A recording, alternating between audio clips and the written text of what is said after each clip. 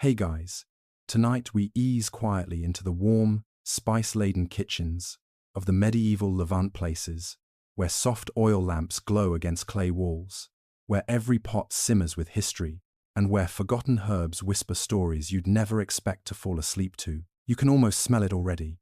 The faint sweetness of cooled fig syrup, the earthy warmth of crushed coriander, and that smoky tang of sumac drifting through narrow alleys, like a wandering cat, deciding whose dinner to steal. And don't worry, you probably won't survive this culinary time travel not because anything is dangerous, but because after hearing what they used to cook with, you may never look at your spice rack the same way again. So, before you get comfortable, take a moment to like the video and subscribe, but only if you genuinely enjoy what I do here.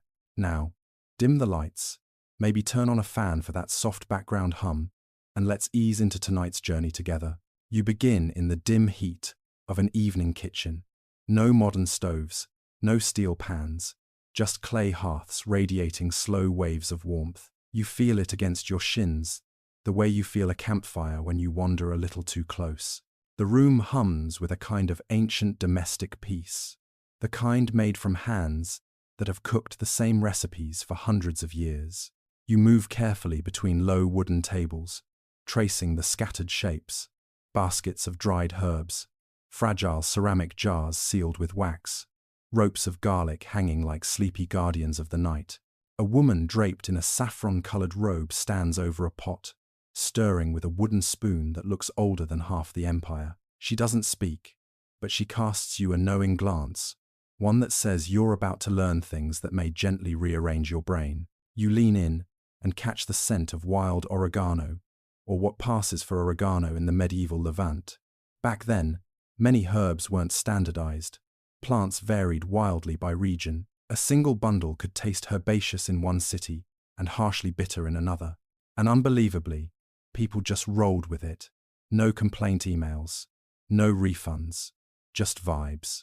You reach toward a cluster of clay jars, each labeled with tiny symbols scratched into the surface. One jar contains asafoetida, a spice so powerfully pungent that even today it scares off unprepared cooks. Back then, it was believed to help with digestion and possibly with warding off evil spirits. Whether that worked is unverified, but its aroma is strong enough that you suspect demons may have taken one sniff and said, "Nope, wrong house." A warm, cozy crackle from the hearth draws your attention. The pot simmering on the fire holds murri, a fermented barley sauce that shows up again and again in medieval Levantine recipes. Mainstream historical fact: murri was used in everything: meat dishes, vegetables, porridges, even medicinal concoctions. Think of it as the medieval Levant's answer to soy sauce, except chunkier, saltier, and probably capable of knocking you unconscious if you inhaled too deeply. A spoon of it drips slowly into the pot and releases a scent somewhere between miso and a philosophical crisis. You explore farther and find a wooden tray filled with dried, blackened berries. Sumac, not the toxic kind you avoid on hikes. This one is tart, bright, lemony. Medieval cooks loved sprinkling it over roasted meats, vegetables, and bread. You lift a few berries and roll them between your fingers. They leave behind a fine, reddish dust that glints like powdered sunset. You don't taste it, though. The kitchen spirits might file a complaint. Next to it sits a tiny bowl of what looks like soft golden sand, ground safflower. Modern cooks mistake it for saffron's budget cousin, but in the medieval Levant, safflower had its own place in the kitchen, adding color to dishes, and sometimes standing in for the expensive saffron that only wealthy households could afford. Quirky tidbit: some households dyed their clothing with safflower too, meaning your stew and your tunic might match if you weren't careful. You make your way toward a narrow shelf carved directly into the wall. The older scribe, your silent guide in this time travel kitchen, follows behind, hands folded calmly. He taps a bowl of small, gnarly seeds. Nigella, also called black cumin or black seed. Its flavor is sharp, peppery, slightly bitter. It shows up in bread, cheese, pickles, and even ceremonial dishes. Historians still argue whether nigella was prized more for its flavor or its medicinal uses. especially since one ancient text claims it could cure everything except death, which is either a brilliant marketing strategy or the world's earliest fine print. You take a slow breath, letting the scents weave together like threads on a loom. The heat, the herbs, the hum of the fire, everything blends into a hypnotic atmosphere that feels like stepping into a living recipe. Somewhere behind you, a young apprentice rushes in with a basket of fresh herbs, nearly dropping it as he trips over a stray stool. You watch him scatter sprigs of green za'atar everywhere.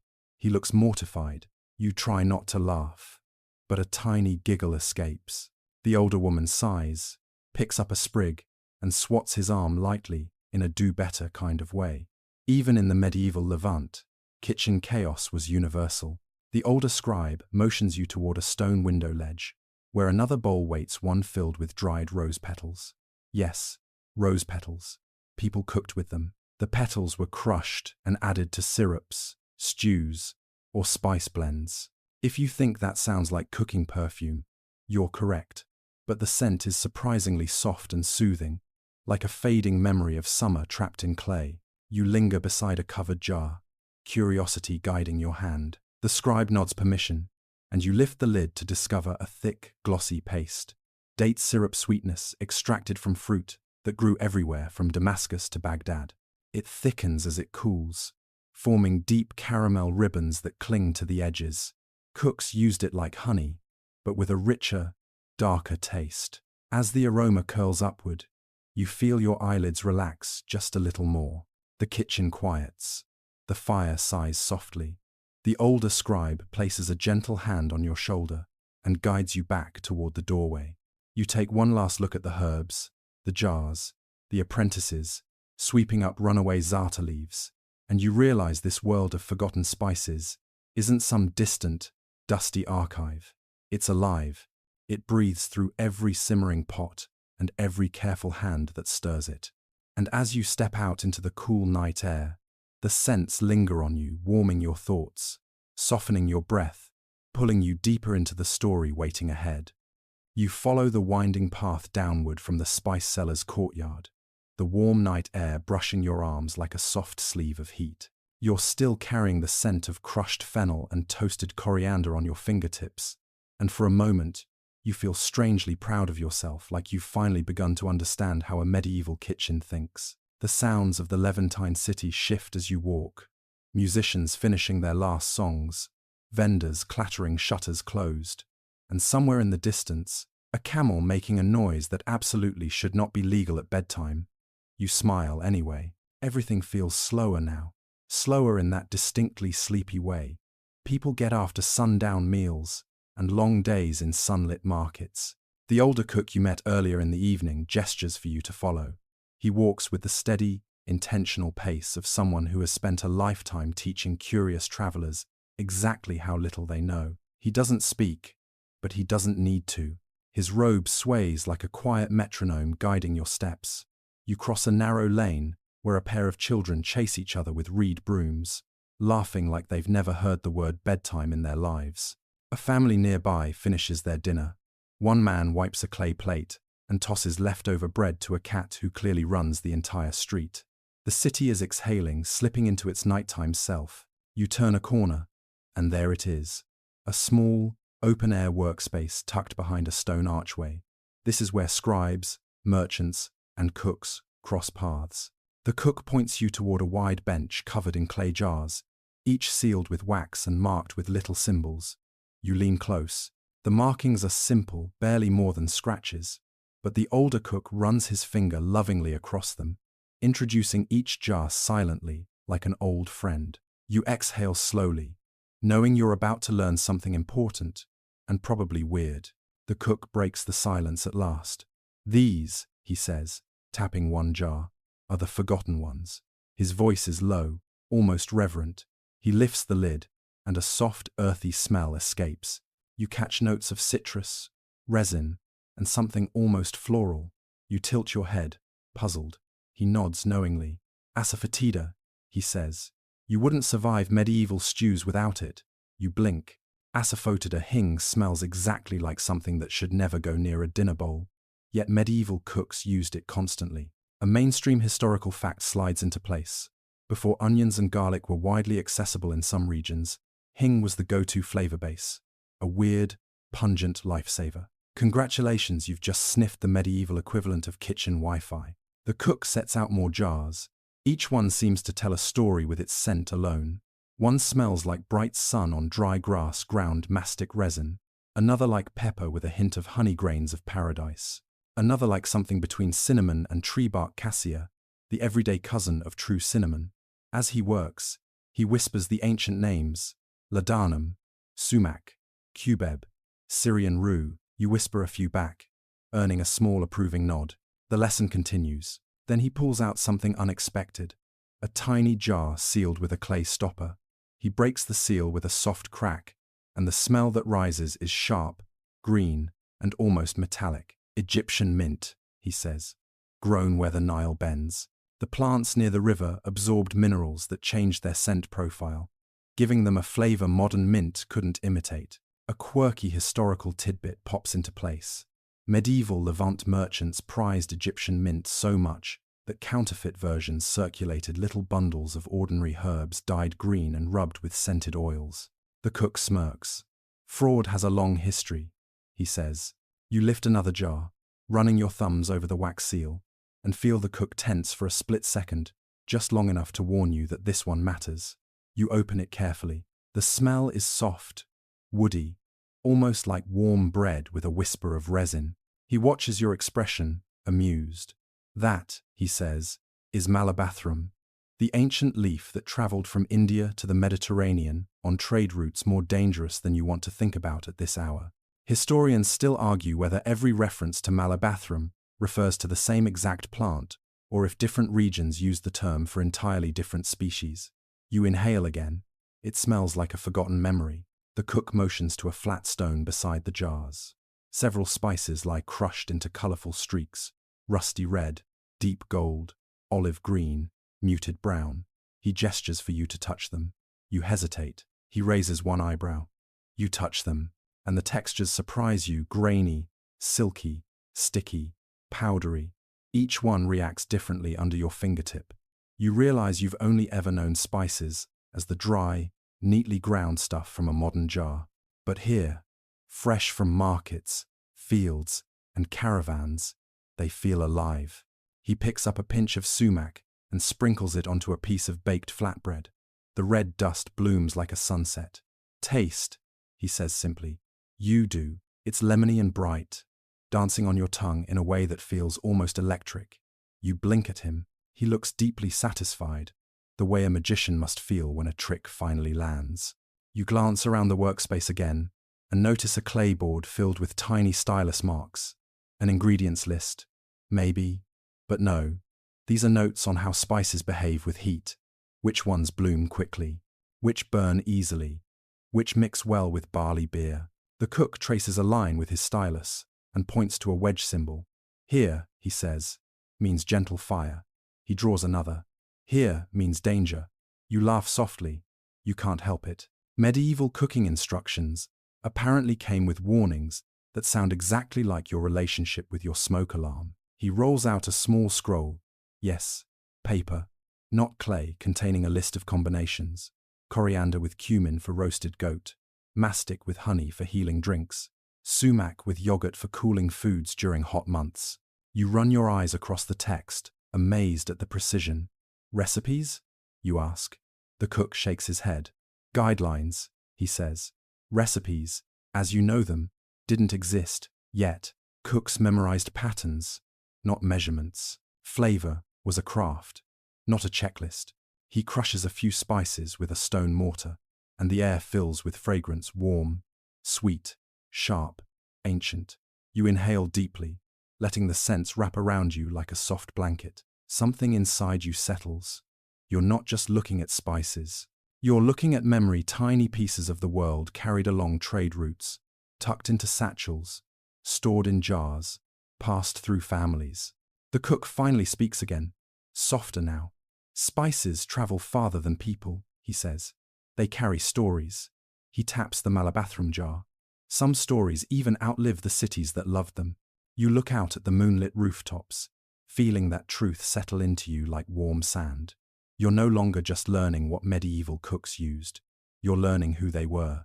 And as the night deepens and the scents linger on your hands, you feel your eyelids grow heavier, not from boredom, but from the strange comfort of standing inside history's kitchen, where every jar holds a story waiting to be breathed in. You slip back into the kitchen now, as if your mind has just walked in from the spice market and shut the heavy wooden door behind you. It's later in the evening in your medieval Levantine house. The light is softer, and you can almost hear the last shouts of the market fading into a gentle backdrop while you stand by the hearth, sleeves rolled up, ready to cook something simple and comforting, and, honestly, a little bit weird by modern standards. You stand in front of a low, wide clay hearth built into the wall, its coals glowing a sleepy orange, not roaring anymore, just quietly exhaling heat into the room. Above it, soot-darkened pots hang from iron hooks, and heavy earthenware jars line the walls. Olive oil, grain, dried pulses, and those little secret pouches of powdered things you now know are much more than just seasoning. You can smell the familiar base notes, onions softening in oil, a little garlic, maybe some leeks, all sizzling gently in a pan that's seen more dinners than you've had alarm clocks. Historians know that kitchens like this in the medieval Levant mixed influences from Arab, Persian, Byzantine, and local Jewish and Christian traditions, all simmering together in one big cultural stew. You, meanwhile, are just trying not to burn the lentils. You stir them slowly with a wooden spoon, and the rhythm of it turns into a kind of lullaby around. Scrape, tap, repeat, almost like those caravans you imagined earlier, circling their camp at night. Beside you, on a low shelf, sits a wooden tray with tiny ceramic bowls, a little salt, some dried herbs, and a deep red-brown powder that looks intense enough to lecture you about your life choices. This is where we start meeting the forgotten spice characters of tonight's story, the ones that don't get Instagram fan pages, but absolutely deserve their own fan club. You reach for a small bowl filled with something dark and slightly oily looking. Nigella seeds, the tiny black seeds you might know today as black cumin or kalonji.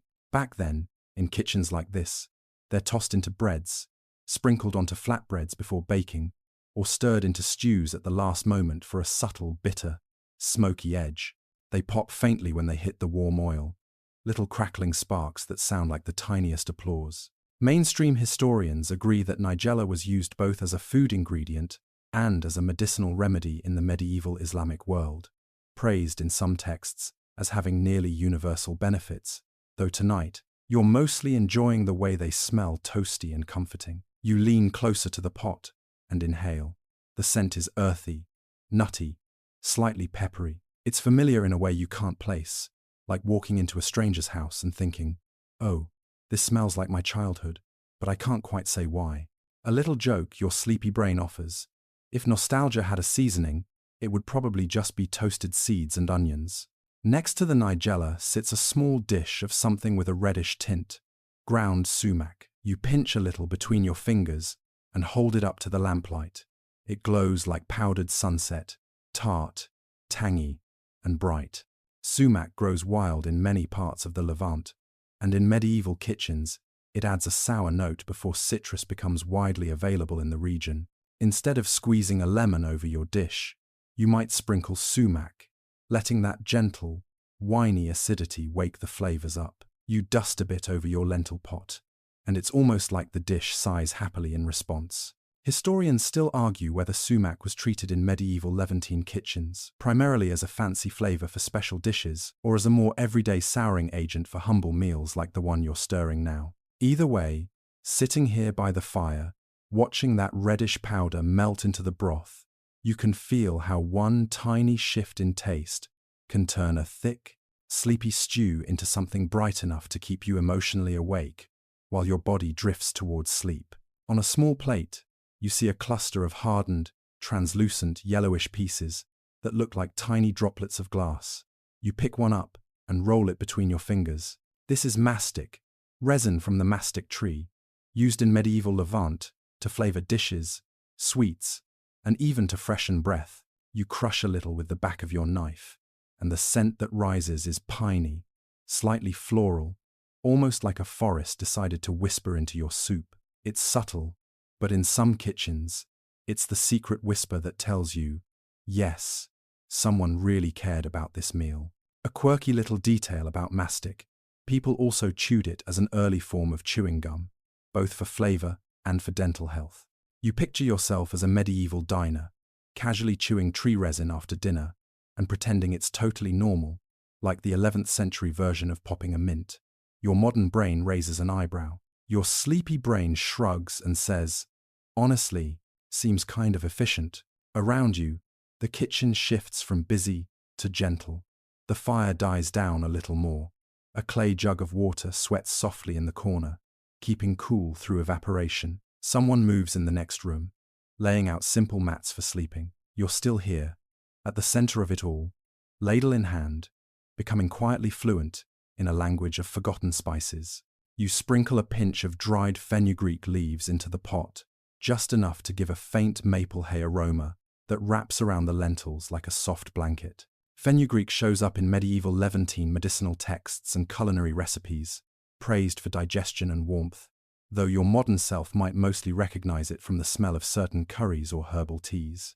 In this moment, it smells like something that makes your shoulders drop a little further from your ears. Historians still argue whether fenugreek in the Levant was primarily imported through long-distance trade or grown more widely in local gardens, especially near monasteries and small farmsteads. For your purposes, tonight, it simply exists as a gentle, slightly sweet echo in the air, part of the background scent tapestry that says, yes, you are safe, you are fed, nothing catastrophic is happening right now, except maybe that one onion you forgot to stir. You lean your hip against the edge of a low table, feeling the roughness of its wooden surface through your clothes. It's stained with old oil marks and faint rings from clay bowls, the quiet archaeological record of dinners that came and went long before you arrived in this story. Your pot bubbles once, twice, then settles into a lazy simmer, like it, too, has decided to relax. Somewhere outside, a lyre plucks a slow, winding melody, drifting in through the small, high window. You imagine other kitchens across the city doing something almost identical, pots simmering, spices being pinched and stirred, stories being told, and the day gently closing itself like a well-read book. Your own story is written not in ink, but in scent and warmth, and the faint dusting of sumac on your fingertips. You take a small taste from the ladle, blow on it, and let it sit on your tongue. It's earthy from the lentils, savory from the onions, brightened by sumac, edged with the whisper of nigella and fenugreek, and barely kissed by the forest breath of mastic. If this were a cooking show, you'd probably describe it as complex, but because it's a sleep story, you simply let the flavors blur together, like colors in a fading sunset. You set the ladle down, feeling the gentle heaviness in your limbs that matches the heaviness of the clay pot. The spices have done their work not by shouting, but by nudging, layering, and supporting, the way good background characters make a story feel full, even when you don't remember all their names. These forgotten spices are like that, always there, rarely credited, quietly essential. You watch the pot for another long moment, listening to the soft burble of bubbles and the faint crackle of embers. And in this small, fragrant Levantine kitchen at the edge of the medieval world, you begin to understand why some flavors survive in memory even when their names blur, and why your brain loves these slow, simmering details. As it drifts closer to sleep, you leave the pepper merchants behind, with your senses still buzzing tiny black spheres, somehow carrying the weight of 3 entire kingdoms, and the path pulls you eastward, deeper into the twilit village outskirts. The air shifts, Pepper's sharp bite dissolves into something softer, dustier, almost floral. You catch it before you even see its source, a bright, nippy tang drifting across the breeze like powdered sunset. And slowly, under the fading indigo sky, you hear a new rhythm join your quiet footsteps, a steady, patient grinding, not frantic like the spice stalls, not rhythmic like camel bells.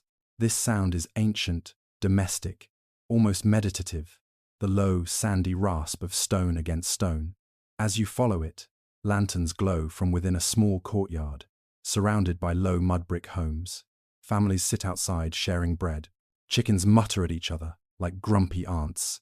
Someone's goat bleats with the confidence of a creature that has never once paid taxes. And in the center of it all, you find them, the sumac grinders. 3 villagers, 2 older women, and 1 younger man, sit cross-legged around a massive basalt mortar. On the surface of the stone lies a small mountain of ruby-red dried berries, already glowing under the lantern light, like embers pulled from the sky. The older scribe leading you gives a soft nod, step aside, respectful, as if saying, "You're entering someone else's ritual now." The grinding begins again. Long, slow pressure, a slow circle of the stone pestle, a hiss of crushed berries releasing their citrusy scent into the warm Levant air. You kneel a little closer, letting the aroma rise to your face. Bright, tangy, a little wild. If lemon had a quieter, more mysterious cousin, sumac would be it. One of the women glances up at you with a grin that says, "Yes, this is the smell you've been missing your entire life." She pushes the bowl slightly forward as invitation. You dip 2 fingers in and lift a pinch. The powder is soft, almost velvety. When you touch it to your lips, the taste snaps awake, sharp but gentle, like the first drop of rain on hot stone. A mainstream historical fact sparkles immediately in your mind. Sumac was one of the earliest souring agents of the Levant, used long before lemons became common flavoring meat, grains, vegetables, even medicine. The younger grinder laughs as you react to the brightness. "First time," he teases, though not unkindly. You nod, which makes the older women chuckle with grandmotherly satisfaction, the universal human reaction to watching someone try a beloved local ingredient for the first time. They return to their work, and you watch the steady collaboration unfold. One crushes berries, one sifts, one gathers the powder into a clay bowl lined with cotton. No words needed. This rhythm is older than the houses, older than the streets, older than some city walls. It's a choreography passed down through hands, not scrolls.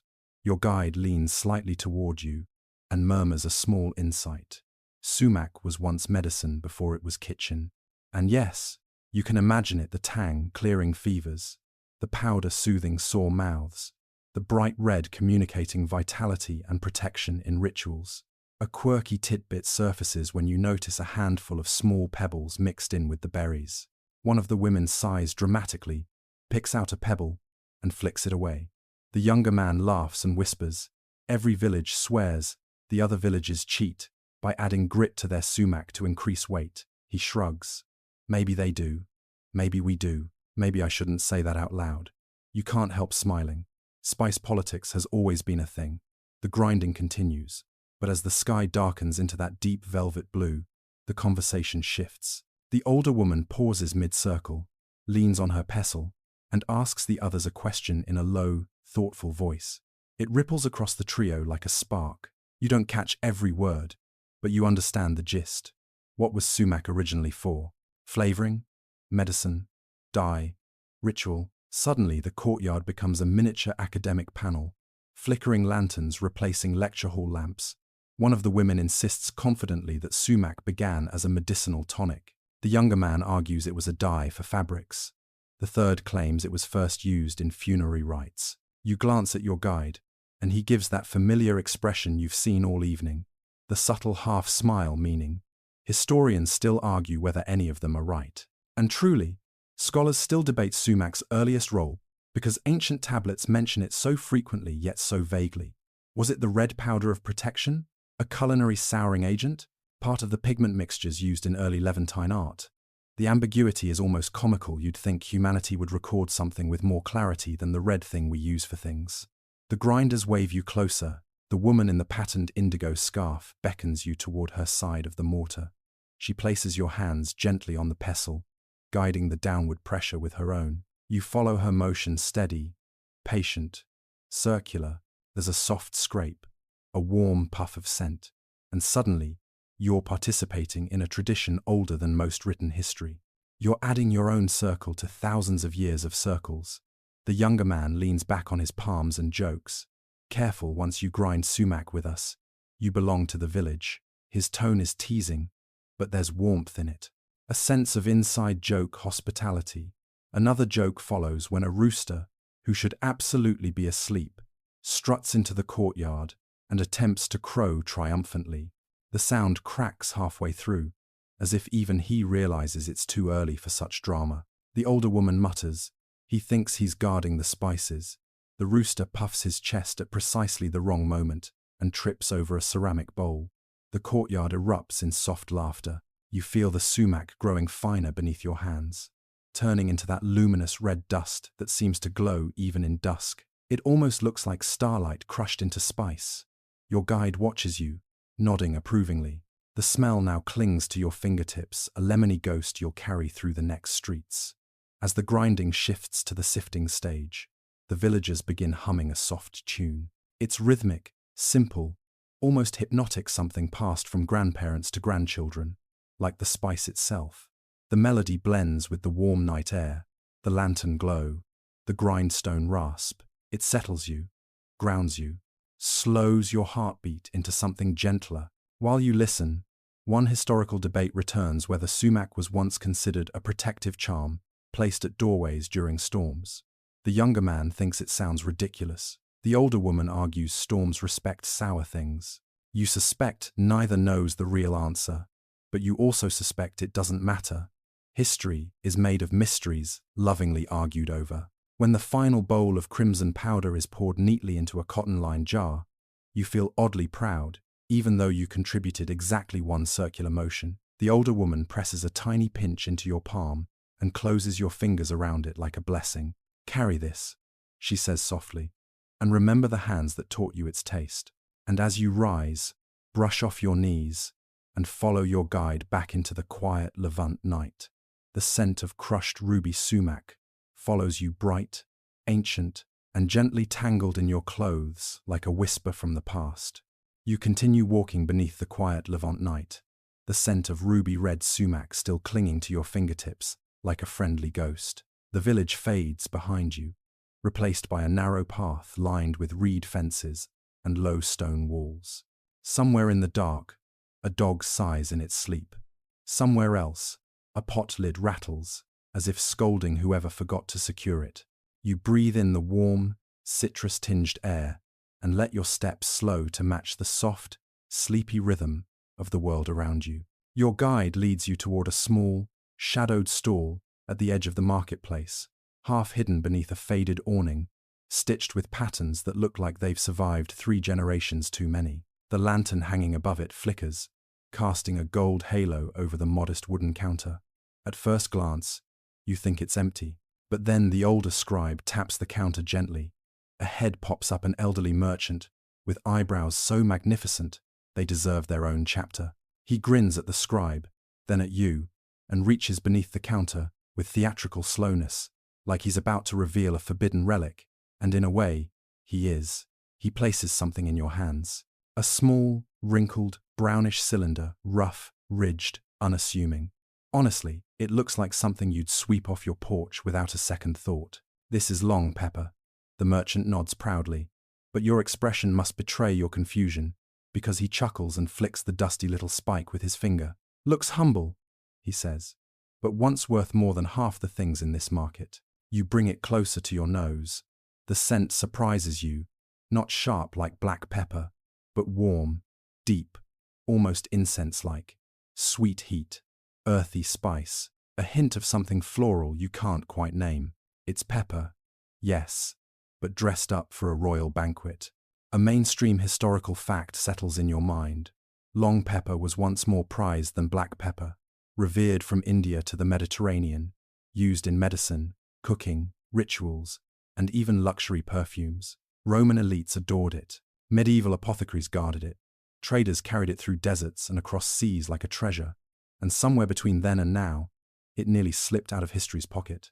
The merchant gestures for you to follow him deeper inside the stall, where baskets and jars line the shelves like sleeping soldiers. He pulls down a clay bowl filled with long pepper spikes, each slightly different in shape, some short and squat, some long and slender, some curled like they tried to impersonate tiny cinnamon sticks, and failed.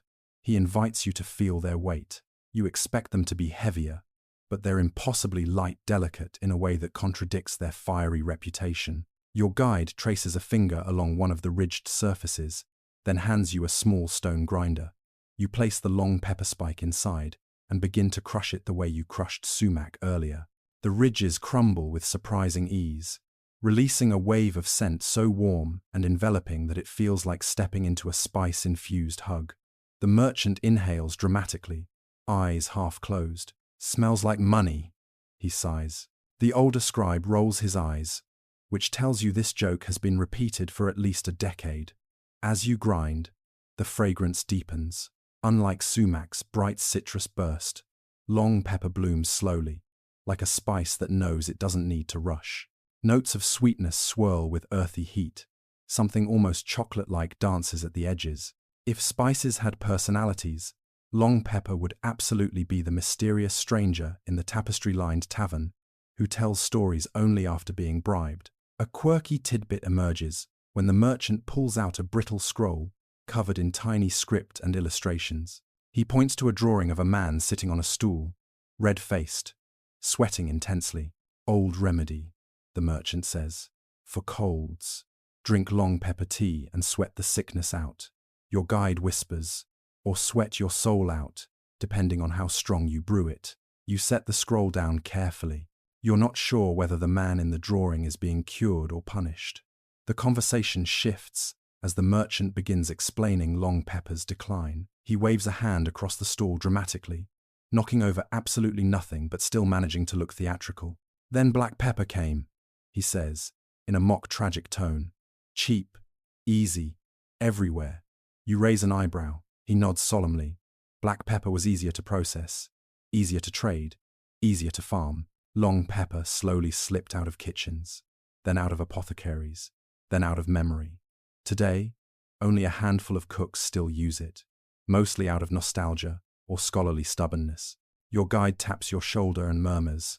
Historians still argue whether long pepper vanished because of economics, changing tastes, or simple convenience. Convenience, you suspect, wins more battles than empires. Still holding the grinder, you tilt it slightly and watch the powdered long pepper spill like warm sand into a tiny clay dish.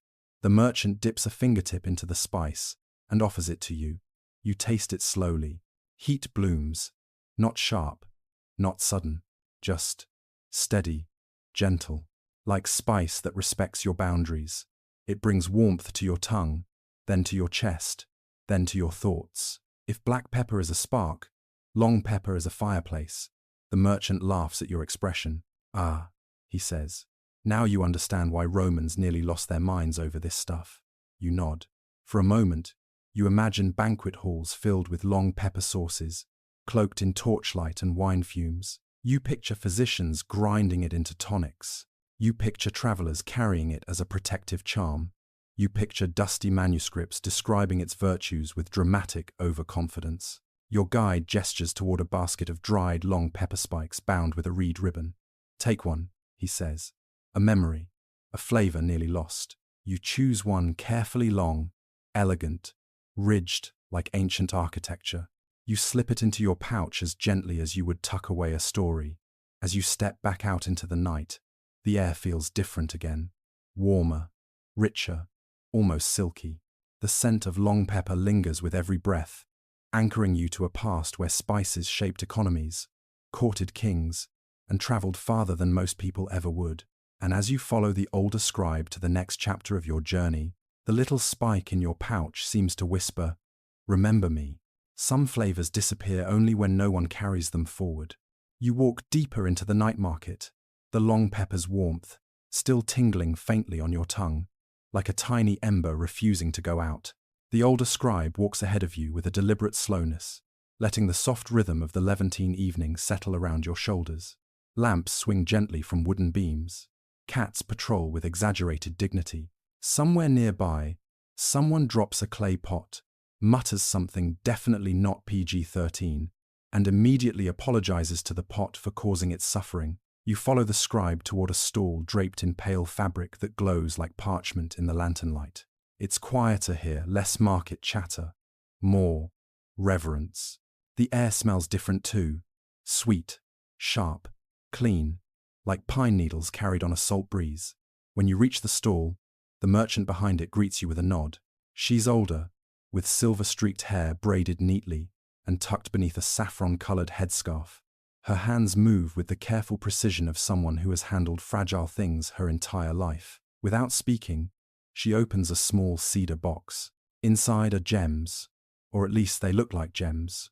Small, translucent droplets, each one no larger than a pea, some round, some teardrop-shaped, all shimmering in the lantern light like frozen stars. These are mastic tears. The older scribe places one in your palm, and it almost feels alive, light, smooth, faintly sticky. You lift it closer to your nose. The scent is clean and bright, like citrus and pine had a quiet conversation and decided to form a resin commune. Mastic, from the island of Chios, one of the ancient world's most precious resins. A mainstream historical fact drifts into your mind. For millennia, Chios was the only place in the Mediterranean where true mastic trees produced resin in usable amounts, making the island's tears more valuable than silver in some eras. The merchant gestures to her bowls, each labeled with neat wedge-like marks. Some tears are pale yellow, others are nearly clear. A few are cloudy, like tiny raindrops captured mid-fall. She places a small pestle and mortar in front of you. The older scribe nods. Go ahead. You choose a single mastic tear and drop it into the mortar.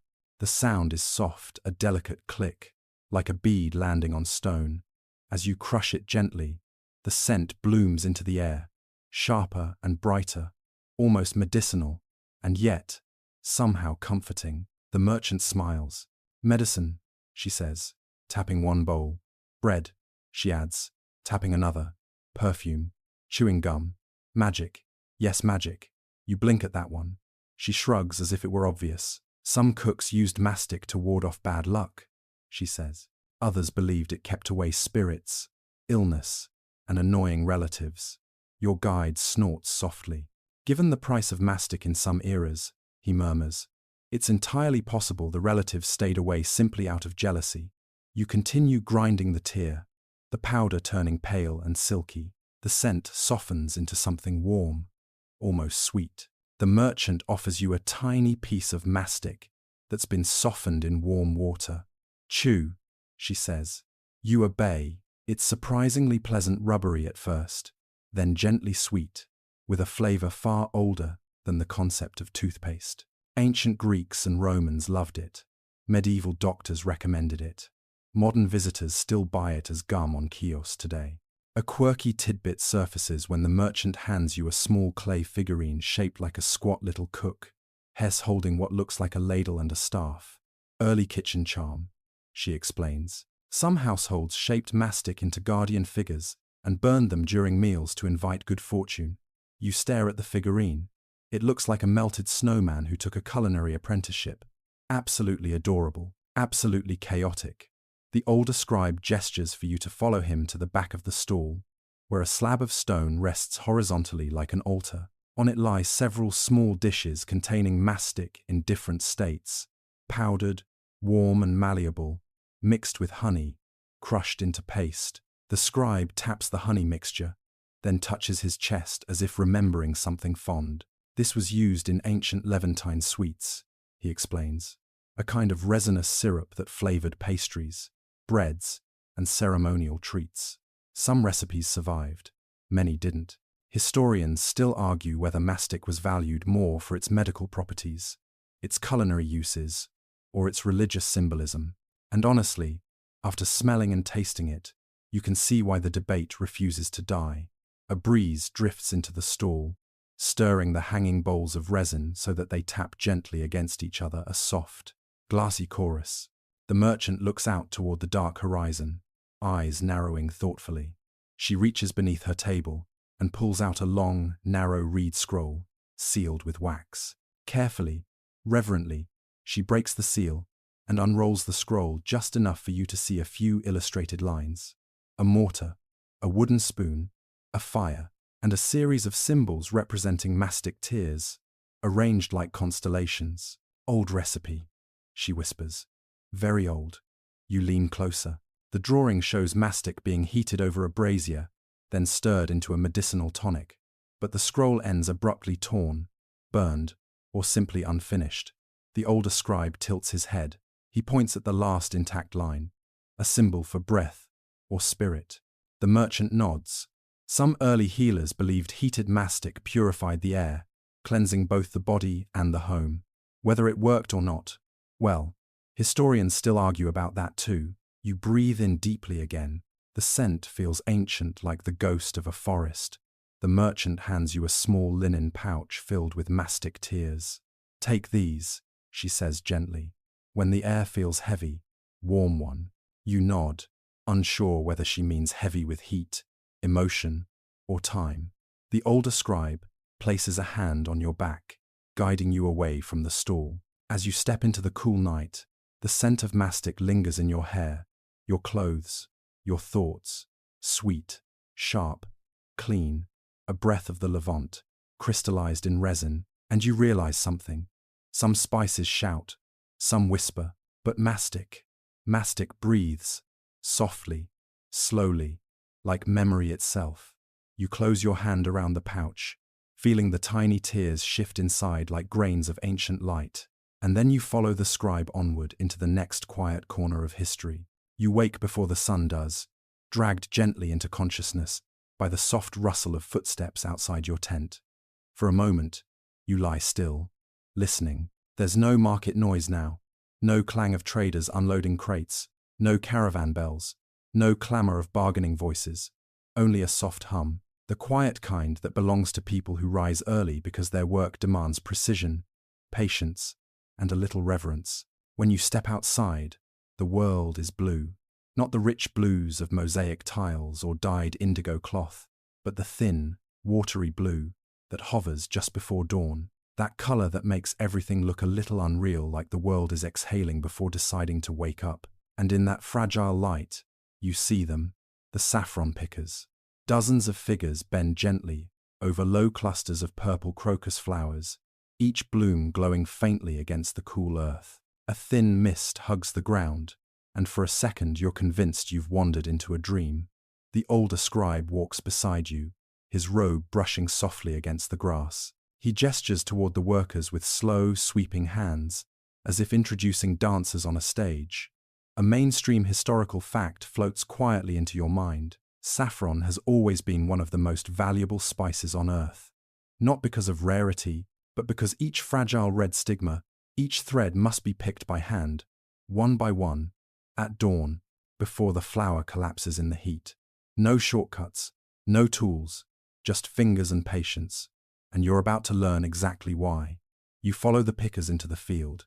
The crocus blossoms look delicate enough to shatter under a breeze, each one opening slightly more as the sky pales. A woman in a russet headscarf kneels and gestures for you to try. She plucks a bloom with 2 fingers and opens it like a tiny book, revealing 3 thin crimson threads inside. She pinches one, holds it up, and smiles at you like she's introducing a newborn. You mimic her, picking your first flower. It collapses instantly. She winces, not unkindly. You try again, slower this time, less like someone performing surgery for the first time, and more like a person trying to befriend a flower. The thread separates cleanly. You hold it up to the weak dawn light. It glows like a sliver of ember. The older scribe chuckles softly beside you. It's the laugh of someone who has seen countless newcomers underestimate the difficulty of saffron harvesting. He taps the thread in your hand, then traces a gesture upward, meaning, this tiny thing has climbed through history.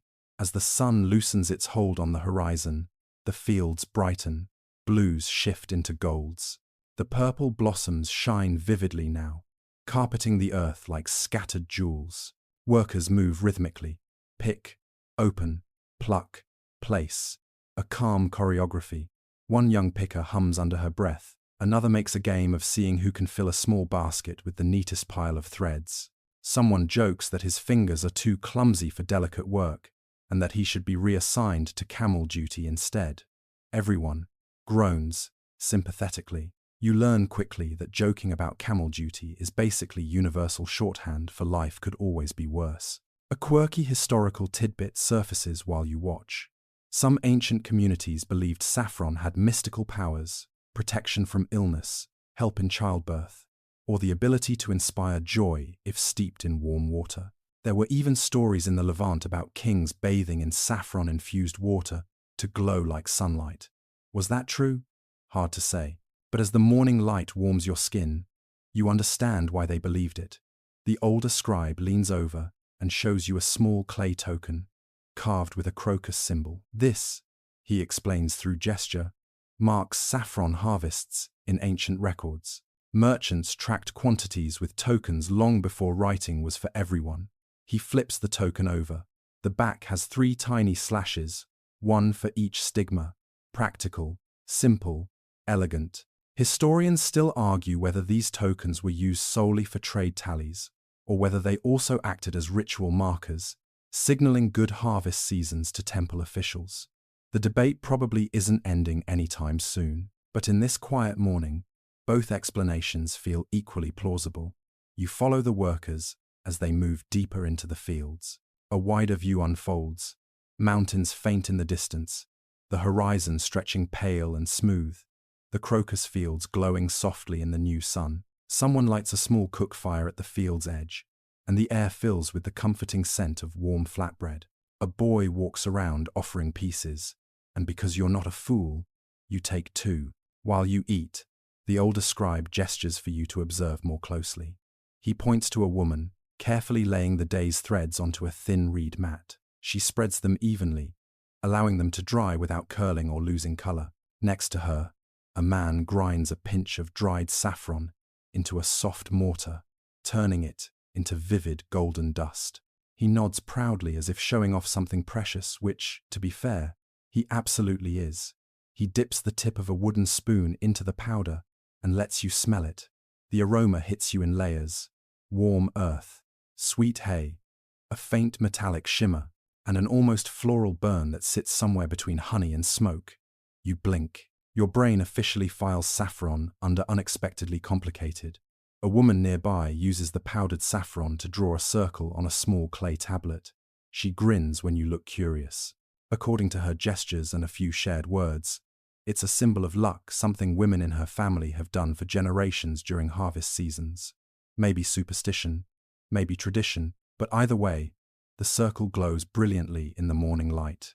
As you help gather the last of the blooms, your fingers stained orange, your knees dusty, you notice the workers speaking softly, with a quiet reverence, usually reserved for prayers or goodbyes. Saffron is labor, yes, and trade, yes, but it is also heritage, identity, memory.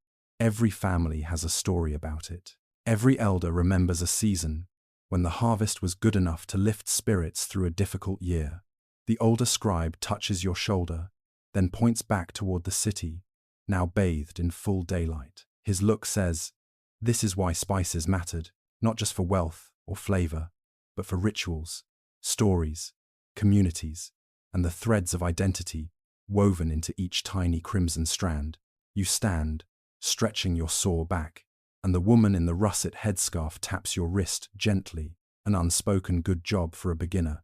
She hands you a single perfect stigma, a gift, a memory. As you walk away with the scribe, the field glows behind you, purple flowers fading as the sun rises higher, their magic strongest only in those early, breath-held hours of the day. You tuck the saffron thread carefully into your pocket, aware that in the grand tapestry of history, sometimes the smallest things hold the brightest stories. You follow the older scribe down a narrow stone lane, still carrying the faint scent of saffron on your fingertips. The morning light has brightened fully now, smoothing the sharp edges of rooftops and warming the clay walls until they glow like soft honey. The city is awake, really awake, alive with the rustle of merchants, the clatter of pots, and the low hum of neighbors greeting each other as they throw open their doors. But the scribe leads you away from all that, away from the noise, away from the bustle, toward a small wooden door, tucked between 2 spice stalls that look older than half the city. He gives you a look that says, you're not ready for this, but we're going in anyway. He pushes the door open, and suddenly you're stepping into a shadowy world where spice becomes magic. The room is dim, lit by 2 narrow windows and a faint thread of lamp smoke. The moment the door closes behind you, your senses are swallowed whole.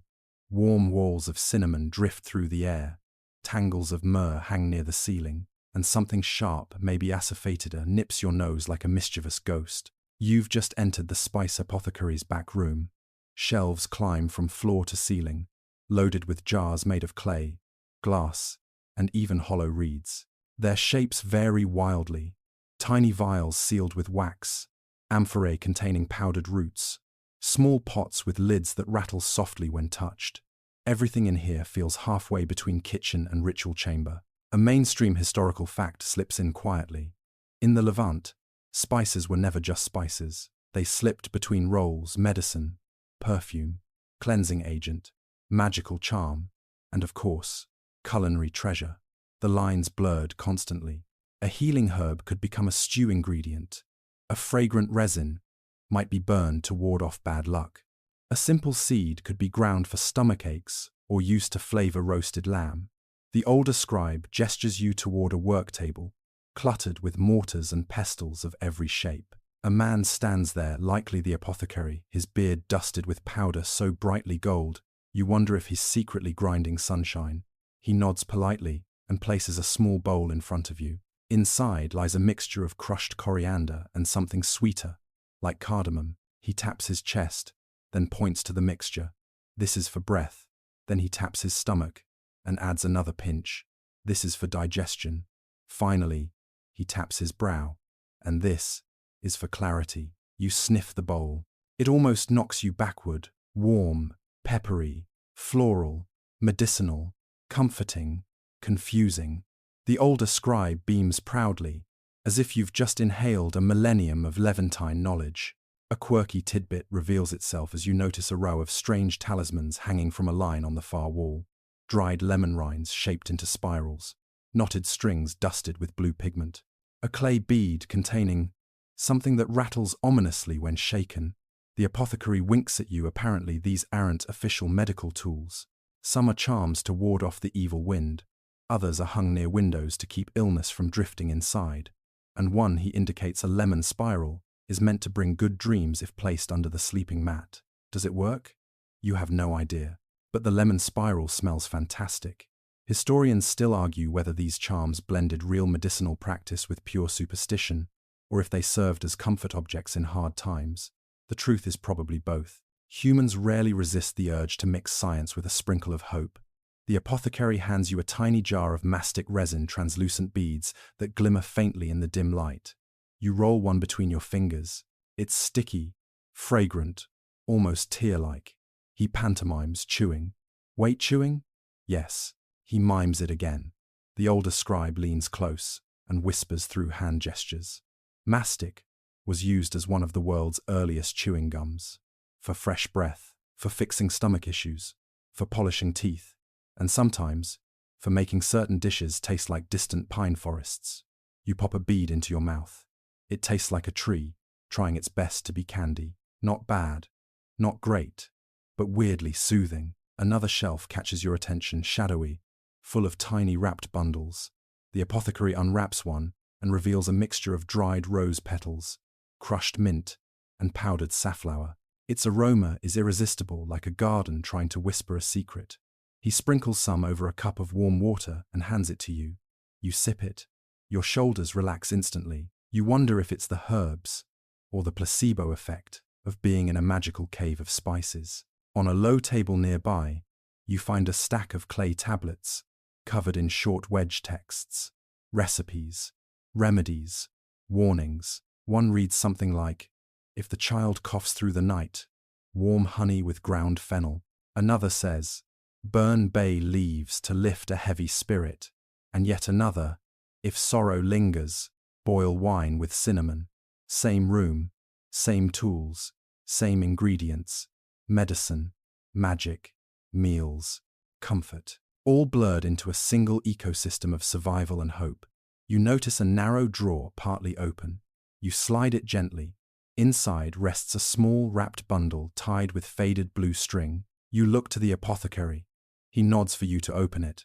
Inside, you find a mix of spices blackened by time, likely remnants of an ancient family blend. You press your fingers toward the edges of the mixture, and the scent rises faintly.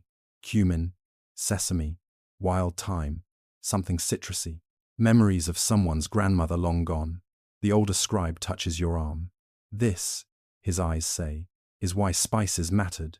Not the trade routes, not the wealth, not even the recipes, but the human hearts attached to them. You breathe in deeply, letting the scents settle around you like a comforting blanket. The apothecary gestures toward the door, offering a small pouch of herbs and spices as a parting gift. It's lighter than it looks, tied with twine, and smelling faintly of rosemary and sun-warmed resin. You tuck it into your bag like a souvenir from another lifetime. As you step back into the sunlight, the spice apothecary's door creaks behind you, sighing out a warm mix of scents that cling to your hair, your clothes, your memory. You glance at the older scribe. He raises an eyebrow playfully, as if asking, "Well, was that enough magic for one morning?" You answer with a tired grin, your senses buzzing, your mind swirling, your heart unexpectedly warm. Because in that dim little back room, you didn't just learn about spices, you learned about humanity. You barely make it a dozen steps down the sun-warmed alley before the older scribe slows again, tilting his head toward a row of small clay houses, with smoke curling lazily from their chimneys. Compared to the dim, mystical apothecary you just left, this part of the neighborhood feels almost too ordinary. Pots stacked on doorsteps, sandals drying on racks, a chicken doing whatever chaotic thing chickens do. But the scribe's eyes sparkle. He gestures for you to follow. You know that look by now. This place will surprise you, and it does, because as he ducks under a reed awning and steps into a modest courtyard, you feel the faintest swirl of aromas, warm, earthy, sharp, tangy, and suddenly, your entire journey snaps into a new dimension. You've walked through markets. You've studied apothecary jars. You've handled exotic imports wrapped in camel wool. Now, you're entering the beating heart of the Levant, the home kitchen, where forgotten spice blends were born long before anyone bothered writing them down. A woman, middle-aged, barefoot, and wearing a russet head wrap, stands over a stone mortar the size of your torso. She glances up, gives the older scribe a fond smirk, then gestures for you to come closer. You approach cautiously, like a student entering a sacred chamber. Inside the mortar lies a mixture of crushed sesame, wild thyme, and roasted grain. She turns it with a wooden spoon, worn smooth from generations of stirring. When she lifts the spoon to your nose, the aroma practically hugs you. A mainstream historical fact drifts in like steam. Most Levantine spice blends were family creations, unwritten, unmeasured, passed from grandmother to daughter to whoever happened to be standing close enough to learn. What modern cooks call spice blends were once personal treasures, tied to specific households, villages, and identities. The woman sprinkles a pinch of her blend onto warm flatbread, folds it, and hands it to you. You take a bite. It's earthy, nutty, tangy, and entirely unlike anything in the apothecary's world of resins and gums. This is comfort food, humble, lived in, beloved. Meanwhile, a quirky tidbit reveals itself when you notice a bowl of toasted chickpeas sitting beside a bowl of crushed pistachios, and a third bowl, labeled at least by a charcoal mark, "Do not touch." Naturally, you touch it. The older scribe smacks your hand lightly, shaking his head with theatrical exasperation. The woman laughs. She lifts the bowl, removes the cloth, and reveals a pale yellow powder that smells like citrus and sun. She taps her nose. Ah, secret ingredient. She mimes a protective gesture around it. This blend is special, reserved for guests or important meals. You nod solemnly, suddenly feeling like you've been entrusted with state secrets. Historians still argue whether such household blends spread across regions through migration or remained hyperlocal, but the truth is probably somewhere between. A pinch traded here, a handful borrowed there, a recipe guessed but never truly duplicated. A teenage boy ducks into the courtyard, carrying a basket of freshly dried herbs, hyssop, mint, coriander. He dumps them unceremoniously onto the mat. The woman scolds him gently, then begins sorting the herbs with swift, experienced hands. You watch as she combines a handful of hyssop with sesame and salt. She adds dried lemon peel, a bit of cumin, a touch of something that smells like warm sun hitting wet earth. She hums as she works, the tune slow and soothing. The scribe hands you a small clay tablet with wedge marks barely an inch long. You squint. It reads something like, "Blend for bread when the wind is cold." No ingredients, no measurements, no instructions. Just a vague reminder of a sensory mood. You glance up at him questioningly. He taps his nose, then his heart, then the mortar. Some recipes are memories, not instructions. At the far end of the courtyard, a grandmother sits cross-legged beneath a fig tree. She's grinding spices on a flat stone slab. Safflower petals, black cumin, dried rosebuds. Her movements are slow but steady, a dance she's performed for decades. When you walk over, she pats the stone and motions for you to try. You press the pestle down. The rose petals collapse with a sigh. The cumin bursts with a tiny spark of aroma. The older scribe nods encouragingly, even though your technique is objectively terrible. The grandmother gestures you closer, opening her palm to show a pinch of her blend. You taste it. It's floral, earthy, slightly bitter, and comforting in a way you don't fully understand.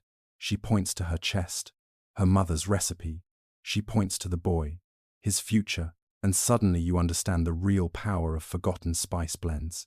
They were identity, they were survival, they were love in edible form. You stand, brushing spice dust from your hands. Children weave around you. A neighbor leans over the wall to borrow a handful of coriander. Two women argue loudly about whether garlic ruins the blend or saves it. A cat steals a piece of flatbread with the confidence of a god. This kitchen feels alive, messy, loud, fragrant, human, a place where flavor becomes memory, and memory becomes legacy.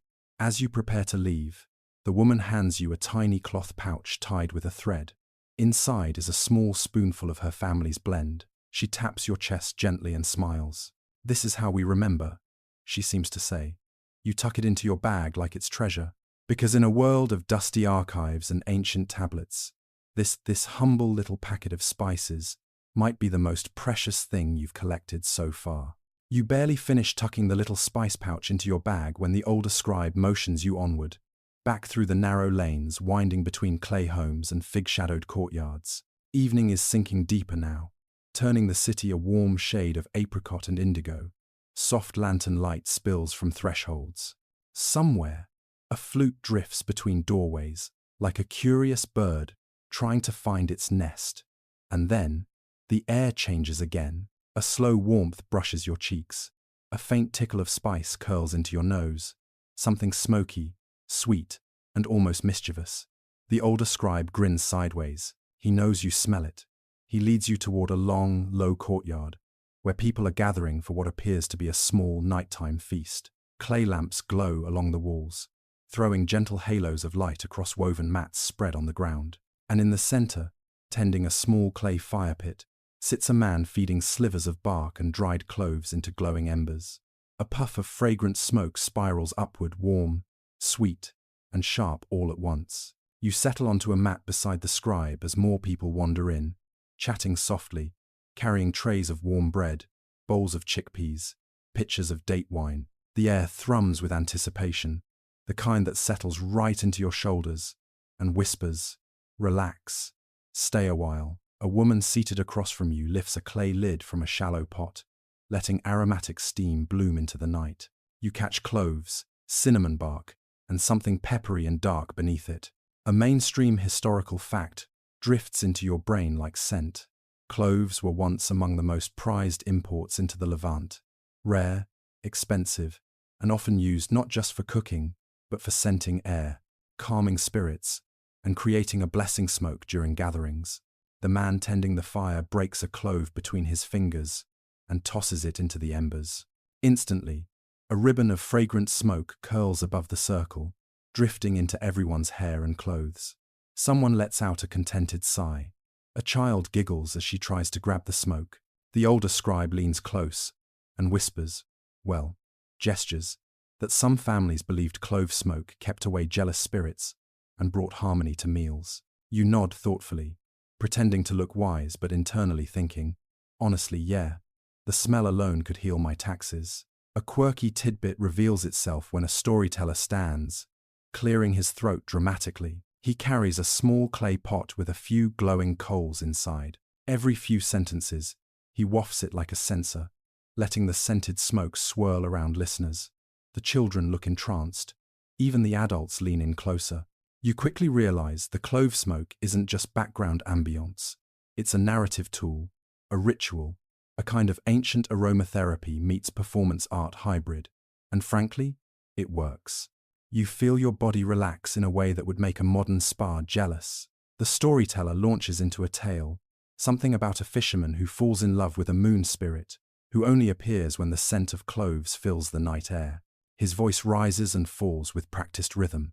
The smoke floats through his gestures, curling around his wrists like a tame dragon. Historians still argue whether clove-scented storytelling rituals were religious acts, household traditions, or simple entertainment boosted by good smells. Probably all three. But tonight, sitting cross-legged under an amber sky, you lean toward magical. A platter lands in your lap, slow-cooked lamb glazed with pomegranate and dusted with ground clove. You take a bite. Your eyebrows lift. Your soul briefly leaves your body. You understand instantly why this spice traveled so far and caused so many political headaches. As you eat, you watch the courtyard glow brighter, not with light, but with mood. Someone begins humming. Others sway gently. A couple of elders close their eyes, as if letting the smoke carry them back to childhood memories. The storyteller finishes his tale with a flourish. He tosses one last pinch of clove into the fire pit. Sparks jump, smoke lifts, children clap, adults murmur appreciation. Then the music starts soft, rhythmic tapping on a frame drum, a reed flute weaving between beats. It's relaxed, hypnotic, and perfectly timed with the gentle, spice-laced air. The scribe beside you doesn't say much. He just watches the entire scene with fondness, his expression soft. You can tell this is one of his favorite parts of the journey. Seeing spices become community flavor, fragrance, story, ritual, all blending into one long exhale of humanity. Another tray circles the gathering, this time with figs baked with clove, honey, and sesame. You take one, bite into its warm sweetness, and nearly propose marriage to the cook on the spot.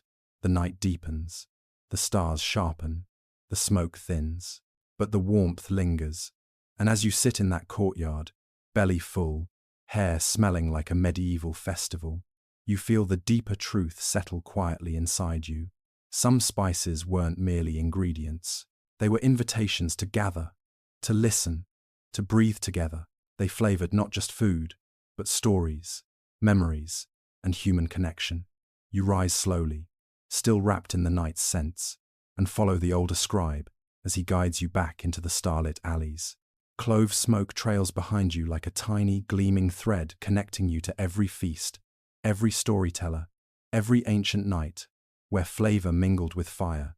You follow the older scribe out of the clove-scented courtyard, still brushing faint trails of smoke from your sleeves.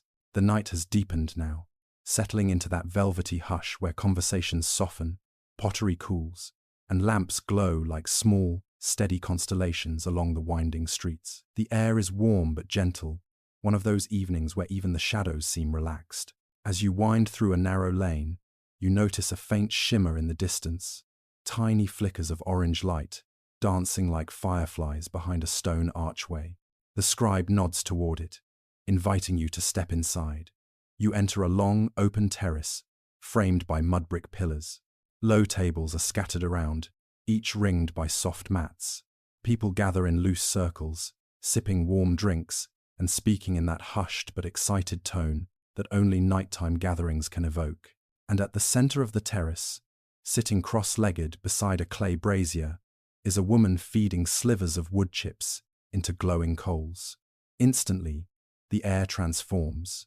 A wave of clove smoke deep, fragrant, slightly sweet billows upward, swirling lazily around the terrace before drifting into the night sky. Someone nearby sighs with satisfaction. Another person closes their eyes, as if receiving a blessing. You sit. The scribe sits, The smoke settles around both of you like a warm cloak. A mainstream historical fact floats gently to mind.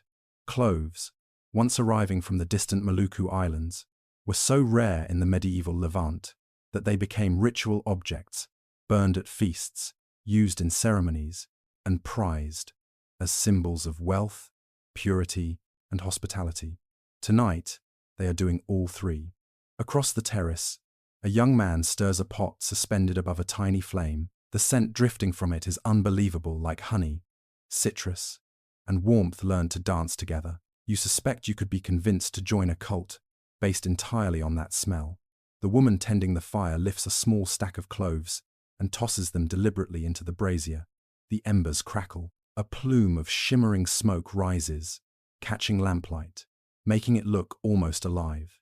Several elders hum softly, letting the scent guide their rhythm. Then the stories begin. A storyteller steps forward, an older man, with silver in his beard and mischief in his eyes. He taps a simple rhythm on a frame drum, then gestures for everyone to lean closer. You oblige. Everyone does. He unfolds a tale about a nighttime feast held centuries ago, where clove smoke was believed to summon benevolent spirits who would bless marriages, protect crops, or simply keep the peace among neighbors with very questionable goats. Listeners chuckle. The older scribe glances at you with a look that says, "Trust me, the goats were always involved." As the story climbs toward its climax, the storyteller waves the brazier lightly, sending a deliberate cloud of clove smoke drifting across the circle. Children gasp dramatically. Adults smile knowingly. Even you feel the moment sharpen, as if the smoke itself is nudging the story along. Then he switches to another tale, this one describing a mythical beast who could be lulled to sleep only by clove smoke. You raise an eyebrow. Honestly, same. A quirky tidbit emerges when a young girl at the table beside you lifts a tiny clay dish filled with ground cloves and sprinkles them onto a piece of molten cheese. The resulting scent is so outrageous that half the table stops mid-conversation just to inhale. The scribe nudges you, smirking, as if to say, "See, cloves can silence even the loud ones." Just as you settle deeper into the mats, a lively debate erupts between two cooks sitting opposite the storyteller. One insists that clove smoke makes meat tender. The other claims it helps ancestors hear prayers more clearly. A third interrupts, waving a spoon like a scepter, declaring cloves to be the spice of nighttime bravery. Historians still argue whether nighttime clove gatherings like this were spiritual rituals, culinary experiments, community bonding sessions, or a combination of all three. But tonight, wrapped in their warmth, you'd vote for all of the above. Another pot arrives at your circle, this time holding lentils simmered with clove, cinnamon, and dried apricot. You take one bite and make a small involuntary noise that earns you a teasing grin from the scribe. You glare at him playfully, mentally defending your right to experience spiritual transcendence through legumes. Smoke continues to curl upward in slow spirals. Music hums softly in the background. Stories blend into laughter. Laughter drifts into comfortable silence. For a moment, time loosens its grip. You look around at the terrace, lanterns flickering, smoke weaving between conversations, hands passing bowls, feet resting comfortably on woven mats, people leaning into each other's warmth, sharing food, stories, breath. This is what spices were for. Not just flavor, not just ritual, but connection. The older scribe taps your shoulder gently and gestures around the gathering, as if whispering, "See how a single spice can hold a community together." You nod, feeling the truth settle deep in your chest. As the night grows cooler, someone adds more cloves to the brazier. A final shimmer of smoke rises like a soft farewell, curling toward the stars. The scribe rises. You follow. And as you step out into the moonlit street once more, your clothes lightly perfumed with clove and fire, you realize the fragrance has become more than a scent. It's a memory, one that will cling to your mind long after the smoke disappears. You don't get far from the clove-scented terrace before you hear voices sharp, clipped, and unmistakably annoyed in that very specific scholars arguing about something extremely tiny sort of way. The older scribe pauses, listens, then gives you a look that says, "Ready to watch people fight about spices?" You follow him down a narrow corridor, lined with woven mats and clay jars. The corridor opens into a long rectangular room, where a group of men and women sit around low wooden tables. Every table is cluttered with parchment scraps, measuring cords, scales, little clay bowls filled with spices, and strangely enough, 3 different versions of what looks like the same recipe. Welcome to the Merchant Guild's flavor disputes. The energy in the room buzzes. It's not hostile, but it's intensely focused, like a board meeting where everyone forgot to eat lunch. A merchant in a russet robe waves a spoon dramatically. No, no, no, he says. You cannot call this the official blend if the pepper ratio is wrong. Across from him, a woman in a teal sash bangs her fist lightly on the table.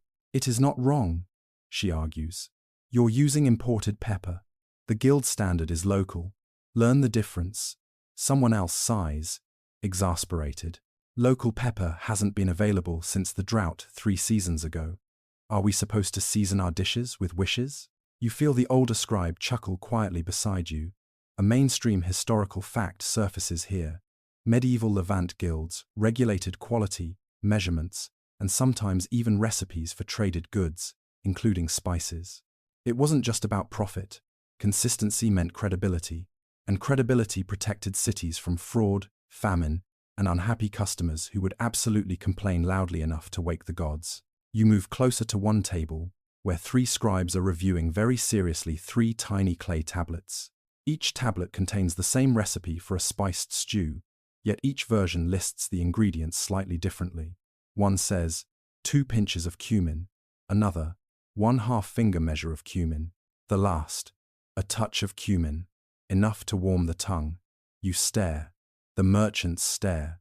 Even the spices stare. The older scribe leans toward you and murmurs, "Welcome to the eternal war between poets and accountants." On the other side of the room, 2 merchants are in a heated whisper argument about whether saffron threads should be weighed or counted. One insists weighing is more accurate. The other argues counting threads is a sacred tradition older than caravans. A quirky tidbit shines through.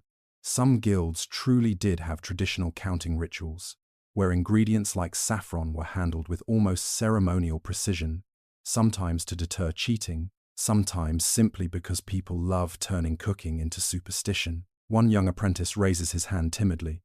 What if, he suggests, we simply allow both methods? Chaos. Absolute chaos.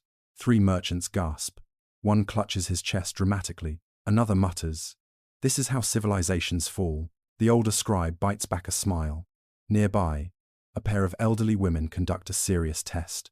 They prepare tiny samples of a spice blend, using 3 different measurements. Each sample sits in front of them on palm-sized ceramic plates. They sniff, they taste, they murmur deeply philosophical comments like, "This version has honesty, this version has pride, this version tastes like someone cheated." Historically speaking, yes, taste panels were a real phenomenon in many culinary guilds, though likely less dramatic and less prone to emotional monologues. The room reaches peak intensity when someone brings out the master spice jar, a beautifully painted container sealed with a guild symbol. The room falls silent. Everyone watches as a merchant unscrews the clay stopper, revealing inside a perfectly layered spice mixture: red, gold, brown, and black. It looks like a tiny sunset trapped in a jar. The older scribe nods toward it. "This," he whispers, "is the official blend every merchant swears they follow and absolutely never follow." You laugh under your breath. Historians still argue whether guild blends like this were strictly enforced standards, loose guidelines, or more of a marketing strategy to make customers feel secure. But judging from the chaos in this room, enforcement seems optimistic. One merchant stands abruptly and shouts, "If we allow coriander from the southern farms, then why not the northern? And if the northern, why not the coast? And if the coast, what even is our identity anymore?" Another merchant counters, "Our identity is flavor, you dry onion." Someone gasps at the insult. Someone else nods thoughtfully, as if the phrase dry onion is actually kind of profound. Meanwhile, the younger apprentices begin copying down decisions, whatever decisions are actually being made in the storm of bickering. They scribble notes, diagrams, symbols, arrows pointing to alternate ingredients, annotations like "only if drought continues," Or ask the temple about this, or the always popular, fix later. You glance at the older scribe, wondering how on earth any of this results in predictable recipes. He shrugs. Somehow, he says softly, it always does. In a far corner, a guild scribe sits quietly recording the meeting. Hes not writing recipes, Hes documenting the arguments themselves, preserving who said what, which complaints were raised, which ingredients were contested. His tablet reads like a courtroom transcript mixed with a cooking show. And then you realize something profound. This chaotic, spice-scented room is a kind of library too, a living archive, a place where knowledge is shaped, challenged, argued into existence, not calm shelves, not quiet scrolls, not tidy lists, but argument, debate, collisions of taste, memory, trade routes, and pride. The older scribe places a comforting hand on your shoulder as the merchants continue arguing passionately in the background. You see, he murmurs, even flavor has a history. You look around one last time, bowls of spices glowing under lanterns, hands gesturing wildly, voices rising and falling like waves, arguments dissolving into laughter, then reigniting, clay tablets filling with messy, precious details. And you understand. Recipes are not just lists, they are negotiations, living things shaped by the people who taste, argue, and defend them. When the merchants call a short break, to cool down, before someone throws cumin, you and the older scribe slip quietly out the door, letting the night close behind you. You barely make it 3 steps down the lantern-lit street before the older scribe slows, turns, and gestures toward a narrow road leading out of the merchant district. His expression softens, not the amused sparkle he had while watching the guild's dramatic cumin debates, but something gentler, something reflective. You follow him into a quieter part of the city, where the scent of cloves and pepper fades into the more familiar smells of bread cooling on windowsills and clay ovens settling into sleep. The houses here are smaller, humbler, packed close together, like neighbors leaning in to share a secret. These, the older scribe seems to say with a tilt of his head, are the homes of pilgrims. He leads you into a small courtyard where a few travelers rest on reed mats. They wear cloaks, dusted with the sand of distant roads, and their satchels, thin, weathered, patched and repatched, lie close by, like loyal animals guarding their stories. A soft murmuring of shared news drifts through the air. You take a seat near a low wall as the scribe gestures for you to watch.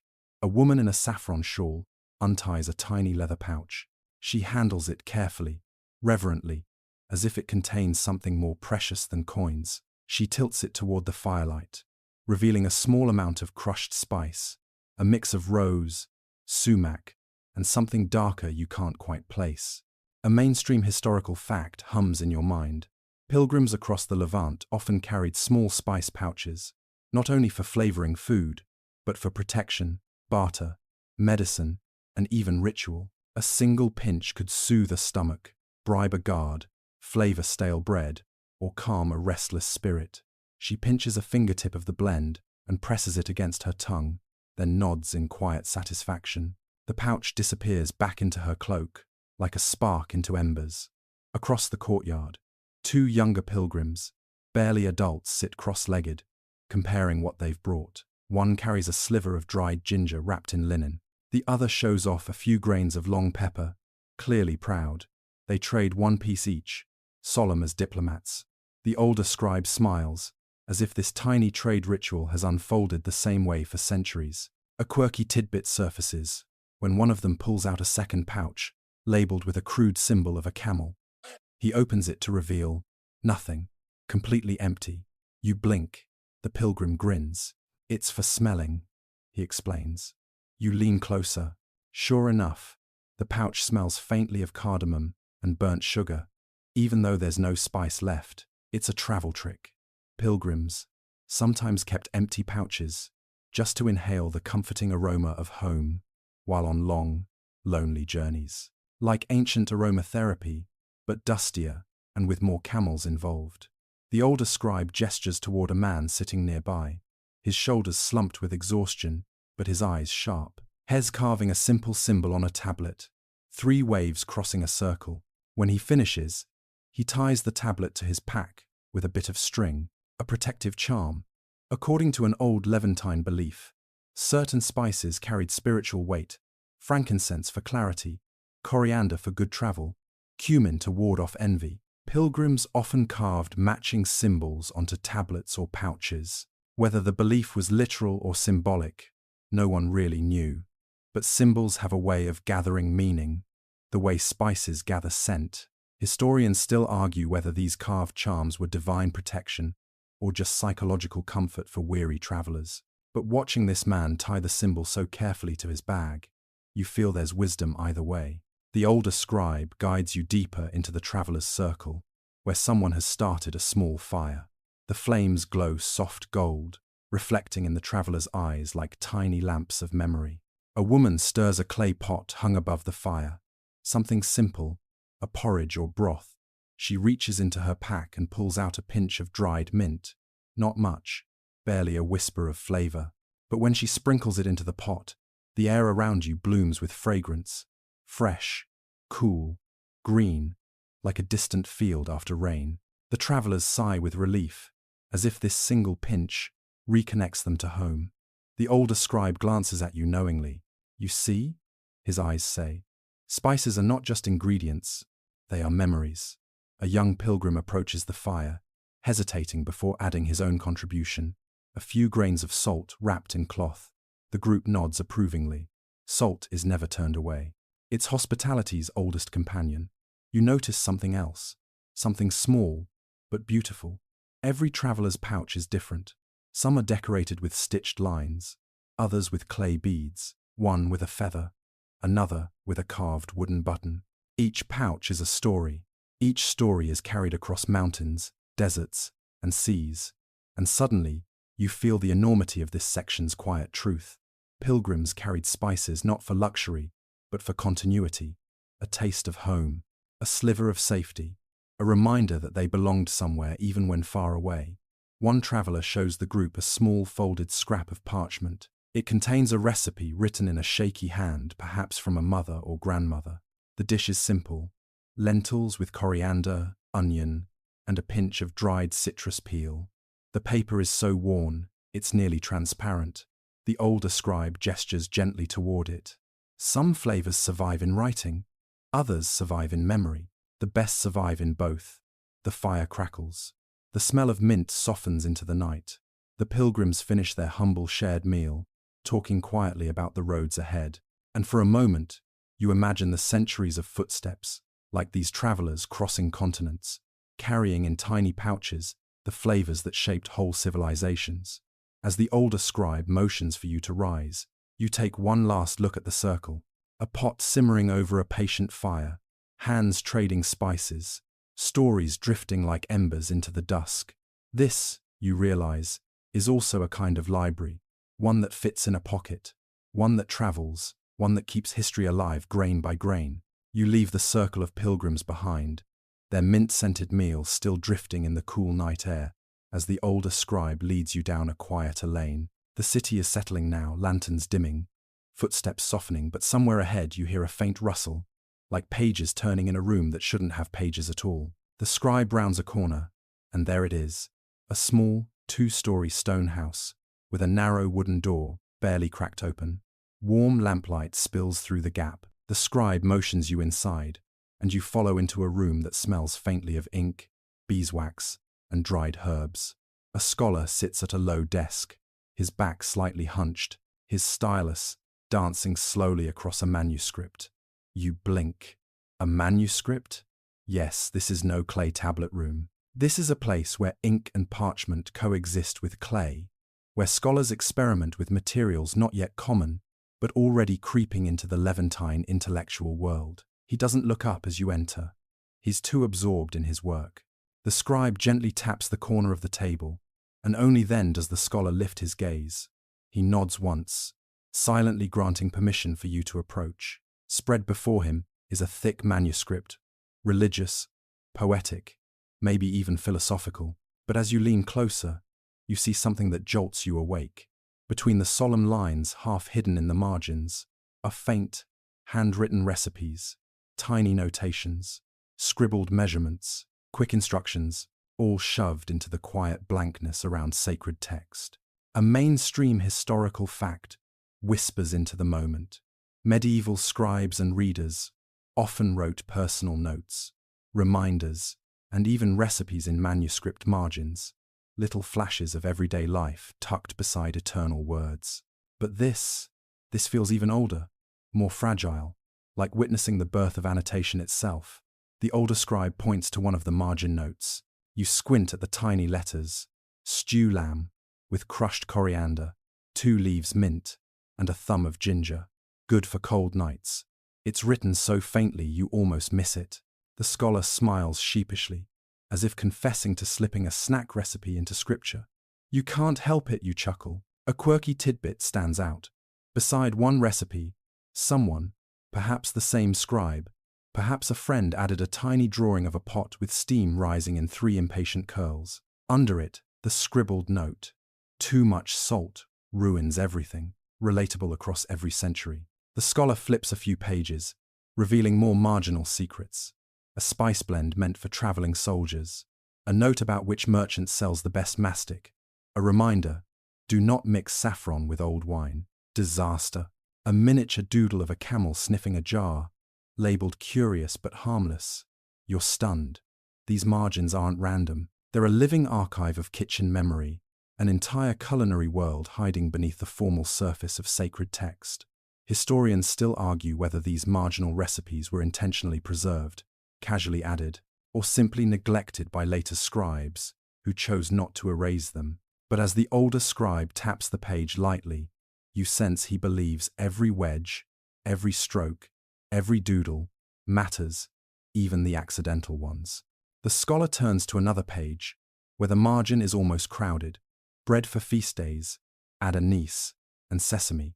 Heat honey until it darkens, then mix with ground pistachio. Stew of travelers, lentils, garlic, cumin, cardamom. Careful pepper from the Eastern caravan is too strong.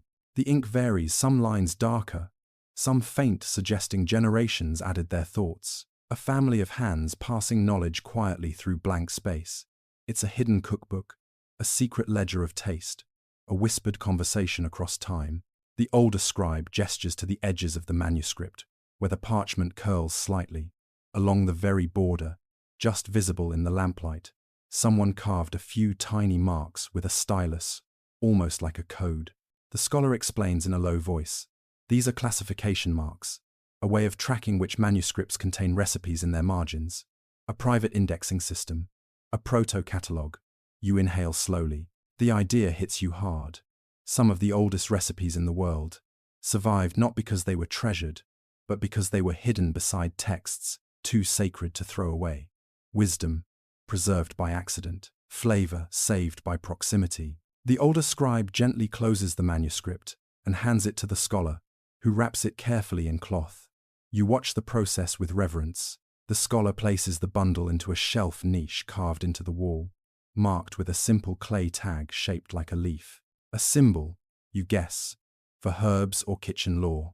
As he steps back, the lamplight flickers across the clay tag, making it glow like a tiny ember of memory. The older scribe touches your arm and nods toward the door. Time to go. Outside, the night air feels cooler, but richer somehow, filled with the ghostly scents of all the recipes you just read. Anise, pistachio, cumin, honey, mint, and you realize something profound. Even the quietest notes in the margins can outlive empires. Some of our deepest histories survive in whispers, in the spaces between lines, in the flavors someone loved too much to forget. The older scribe leads you on, lanterns swaying gently overhead, their warm light fading into the deep blue night. You and the older scribe walk in near silence now, navigating the narrowing lanes as the city's final lanterns flicker drowsily. The air has cooled enough for your breath to fog lightly, and somewhere in the distance, a dog barks twice, then decides it isn't worth the effort. The night has the softness of a cotton blanket, loose, forgiving, almost weightless. The scribe leads you past the last clustered homes and toward the city's edge.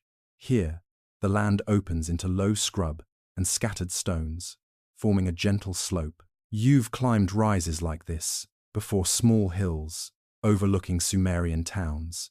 But tonight, there's a quiet gravity to it. Something tells you this is the final ascent of your journey. The older scribe walks slower than usual, his sandals crunching lightly on gravel, his robe shifting like pooled ink in the moonlight. When you reach the hilltop, he stops. You stop beside him. Below, the whole Levant glows tiny lamps in distance, torchlight from temple courtyards, the faint gleam of river water catching the sky. The city looks both eternal and fragile, like something held together by breath and memory alone. The scribe lowers himself onto a flat stone and gestures for you to sit. You do. The stone is cool, almost soothing. For a moment, the two of you simply breathe, letting the night settle around your shoulders like a shawl. Then he lifts a small cloth bundle onto his lap. You've seen it before at the archives, on the hill outside the scribal district, once even beneath the ziggurat's shadow, always wrapped, always protected. Tonight, he unties the cloth with slow, almost ceremonial care. Inside lies a single clay tablet, no larger than your palm. Its surface is smooth, its wedges precise, not decorative, not ornate, but intentionally simple, like a message meant to survive time rather than impress it. He holds it out to you. You take it gently, feeling the weight. It's heavier than it looks, dense with meaning, dense with implication. You tilt it toward the moonlight, and the first line becomes clear. Let the memory of our hands endure. Not our words, not our kings, not our temples. Our hands, a mainstream historical fact, settles in your mind.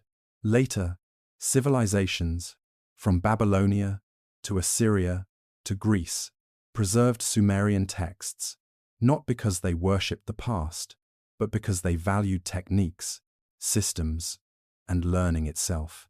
Clay tablets shaped the earliest cataloging methods. Recall tablets shaped scripture organization. Early lists became prototypes for archives, and those archives became prototypes for libraries across continents. Every age built upon the gestures of the age before. The older scribe touches the tablet lightly, then touches his chest, reminding you, this legacy is carried from person to person, not just page to page.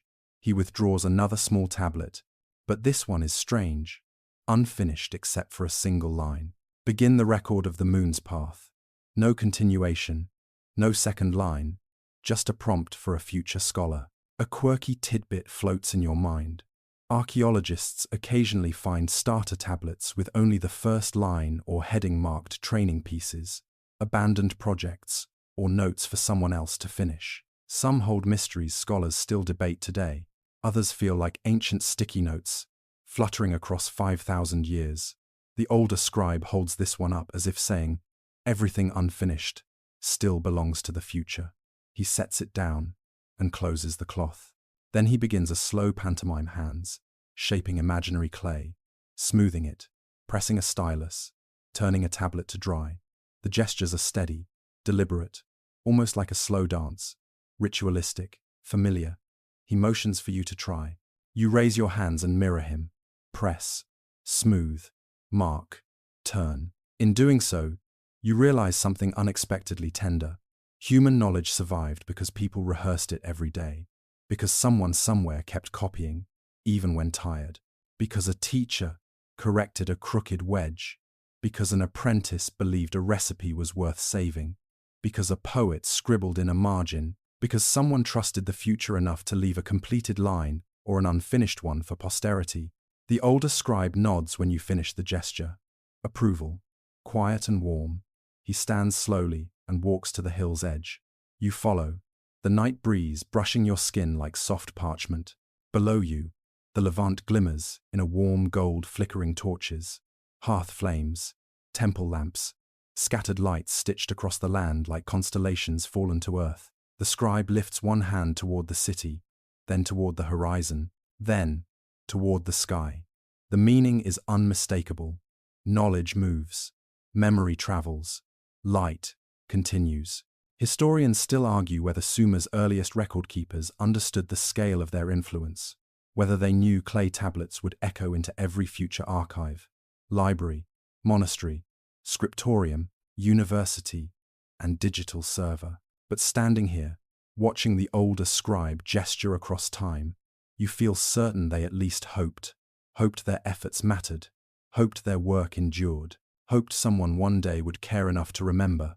The scribe places the memory of our hands tablet back into your palms one last time. Not literally, a gift clay breaks, after all, but symbolically. He presses your fingers gently around it. Then he closes your hand. A soft wind rises. The lamps below shimmer, and a warmth settles in your chest. You understand now. The earliest libraries were not buildings. They were promises.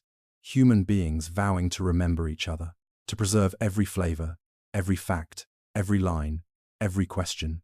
You look down the hill, imagining future libraries: Alexandria, Nineveh, Nippur, Constantinople, Baghdad, Paris, Oxford, digital clouds floating above Earth, all of them connected to this moment, to this scribe, to these hands. He turns toward the path, leading back into the city, your final walk. Shadows stretch long, stars quietly claim the sky. You follow him, carrying the weight of clay and the weight of meaning, because somewhere deep inside you now lives a single quiet truth. Memory survives through people who choose to care, just as you are choosing, in this moment,